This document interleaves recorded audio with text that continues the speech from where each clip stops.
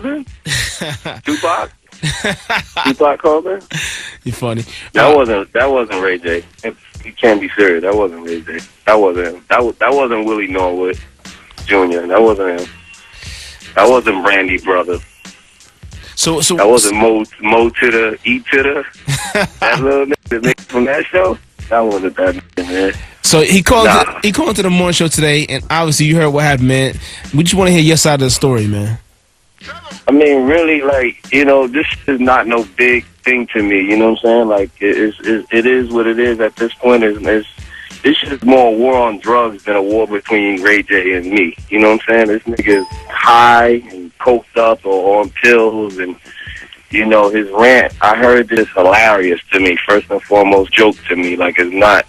I'm taking it serious on the side of where he thinks that that he should do that too, but I'm laughing at his whole character. Like, there's nobody that believes Ray J is gangster to that point unless he's gonna prove it. So at this point now, he's gonna have to prove all of this funny that he was saying on World Star. I mean, on the Breakfast Club. But what really happened is, I'm sure people seen on Twitter. You know what I'm saying? We had some fun with him. Floyd had a 24/7. Show for the fight. You know what I'm saying? I guess Ray J was on the show. Right. And on the show, Floyd goes, I'm about to have a concert in my living room. You know what I'm saying? So from there, the camera cuts to Ray J singing on a piano, singing, and the shit was just funny to me. You know what I'm saying? I made a couple jokes about it on Twitter. You know what I'm saying? And, I guess people on Twitter have fun with it. That's what Twitter does. They have fun with shit. So they had fun with it. Now, I came to Vegas for the fight. I went to, Diddy had a dinner. Diddy had a dinner I was there. Palms. You know what I mean? You was there, right? You were there. Right. All right, okay. So Ray J comes to the dinner. Ray J pops up at the dinner, and, when Ray J came in, he like, oh, Fab, you got me on Twitter. We laughed about it. We joked about it. Kevin Hart was there. Diddy was there. These are all people who are all in this situation. They know exactly what's going on. You were there, DJ Clue. You're the guy who can squash this. The negotiator. Supposedly said. I know that's your man. I know. Little Brandy is your man. You know what I'm saying? So that's why I wanted to call you and clarify this, because according to him, you're the only man that can squash it. You're the Minister Farrakhan of this. So, you know what I'm saying? But anyway. Chris Sabian. So anyway, comes into the dinner, and, we laugh about it. He chopped it up about it. And what he said was the way they edited the 24/7 show. He said it was mad there. It was people there. Everybody was in the living room. It still was funny. We still were joking, and we still were telling them don't do any concerts in their living room, and don't do any shows in people's basements. You know what I mean? Like, that's not where we want to see his career go. You know what I'm saying? So we all laughed about that, joked about it. He was cool. He sat down. He ate some chicken. You know what I'm saying? Everything was cool. Everything water under the bridge. I have a show here at the Palms with Jenny the Kiss and Styles P. And I see him, and he's like, yo, we gonna come down to the show later. Everything's cool. I'm like, shit, cool. I'll see you at the show. Whatever. We get to dinner. I went to dinner before the show. I see Kevin Hart. He said, yo, I just seen Ray J.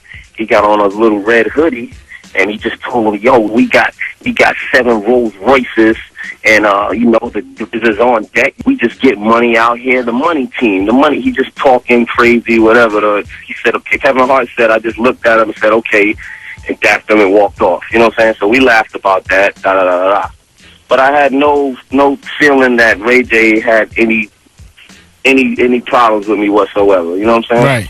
So we go to the show. I'm walking down the hallway to the show. I see Kiss. Say what's up to Kiss. As you come down the hallway, seeing everybody there, I see 50 against the wall. I see Floyd against the wall, and I see Brandy's brother with the red hoodie on. You know what I'm saying?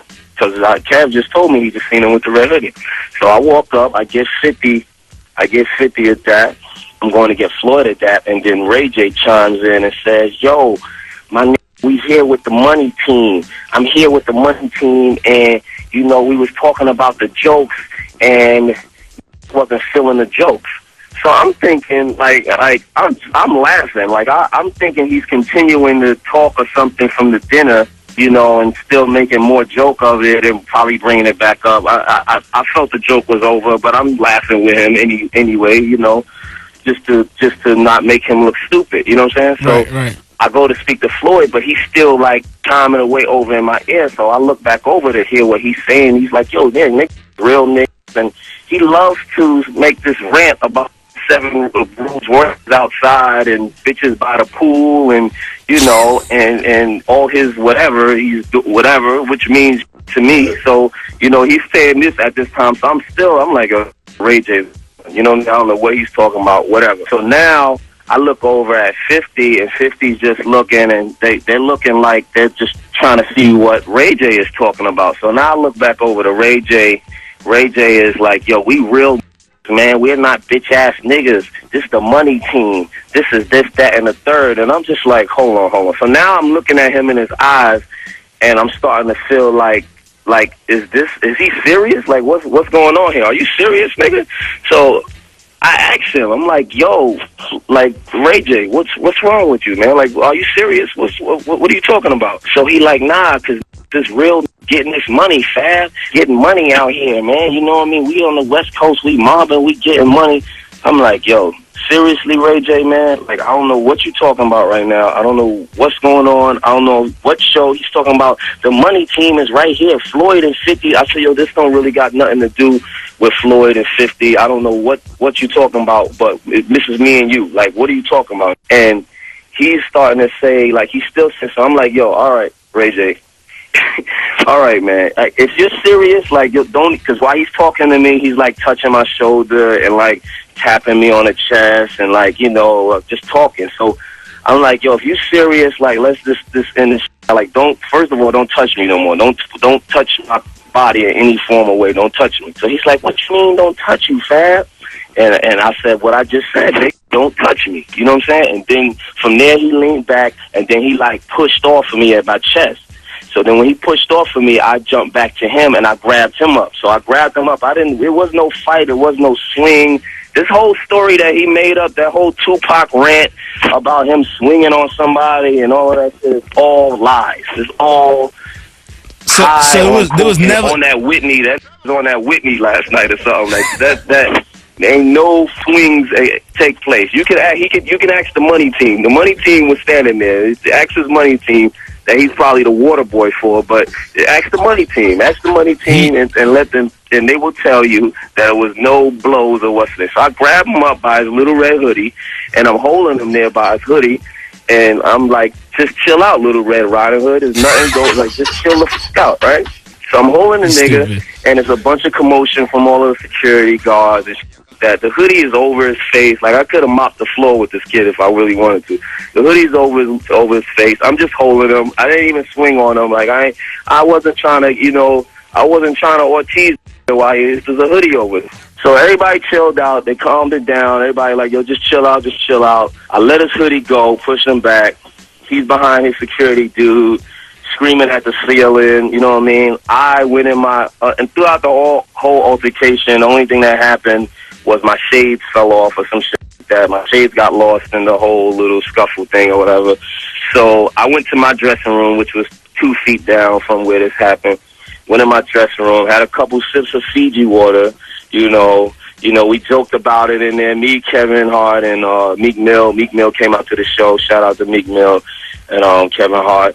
You know what I'm saying? We joked about it for a little bit. I went on stage maybe about 10 minutes after that, did my show. I actually did a show with no shades on. I didn't, the was crowd crazy. didn't even know none of that happened, but I never performed without my shades. Yeah, so I was crazy. just that I didn't have no shades, I just performed. So if anybody he told the Breakfast Club that my face is f***ed up and there's nothing wrong with my face. Unless I got a great plastic surgeon who worked in the last hour or so, who can work in that quick of time, there's nothing wrong with my face. You know what I'm saying? He didn't swing. It's not happening. Ray J is not swinging. And that's in the same sentence don't even sound right. So the interview was very entertaining, and he sounded like he didn't sound believable, but it sounded good. It was funny. I woke up to it. It was very funny. He said a couple gay funny things in there. I'm not even going to even I didn't drop your top. Pause. That's not no dropping no top anywhere. None of that happened. I don't know what kind of niggas you roll with that say that rape and all that, but they're not raping anybody over here on this side. and it's just a big story that he's I don't know. Up until this point, Ray J was an associate of mine in the industry. I know him and his sister and never really had a problem with him. I didn't have a problem with him when I seen him. I don't know if this was fueled by him trying to prove himself for the money team. But, the real story is that you can't, there's cool niggas and there's real, and you can't mix them with lame. You know what I'm saying? And that's what this got to stop. Like, you got to stop. I don't want to be around no lame no more. Like, I don't want them even around me. You know what I'm saying? There's the cool niggas, the real niggas, and the lame niggas. I don't care if you got money. Being a lame nigga, it's a lame nigga. If you got money, you just a lame nigga with money, and that's it. There's no mixture. It don't make you cool because you lame, but you got money. You just a lame, and that's it. I don't do what he does. He doesn't do what I do. He can continue to do reality shows and do his thing and do that, and I can continue to do what I do. If he want to pursue it further than that, that's not for media. That's not an interview at 6:30 in the morning, calling up, trying to what's the name. Like my hood won't let be allowed to get any Ray J. I don't even get no points off of Ray J. If you've never heard of any of this type of shit ever happening. So, it was a good, funny story, cool story, you know what I mean? Good joke. It could be a movie one day. Probably not. But at the end of the day, there's no way that Ray J is getting off on me. No way. Never, ever happened. Ever. Ever. So, is there any way we can squash this, man? No, it's nothing to squash. I don't have it. Like he's talk, like like I said, we could progress in our own ways. I could go my way, he could go his way. He could continue playing the piano at Floyd's crib if he wants, and I'll continue to do what I do. You know what I'm saying? And he could do concerts in living rooms all he wants. That's his prerogative. But at the end of the day, like I don't gotta mix in with him. You know what I'm saying? So he could do his thing, I do my thing. If he wants to take it on a different path, which he ain't really about. But if he want to take it, if he want to go there, then it could go there. But it won't go there through the media. It's already amplified on Twitter and on radio about people have heard his little story. Like I was not going to pay this attention, but I don't want people in the back of their mind thinking maybe I'm being silent because Ray J actually. There's some smart people in the world that don't believe this whole little story, but there's some people that don't know. So I had to speak on it, but it's nothing to squash. You know what I mean? I know you're. Clue Farrakhan is trying to Clue Sabian. Yo, listen, whatever, Clue Sabian, whatever you trying to do here. But I could talk a bird down from a tree. Squash. And it could be it's. Yo, Fad man, I appreciate you calling in, man. Look, man, I'm a good person, man. I could talk a cloud down from the sky, so I'm gonna try to work on this and get this whole thing squashed.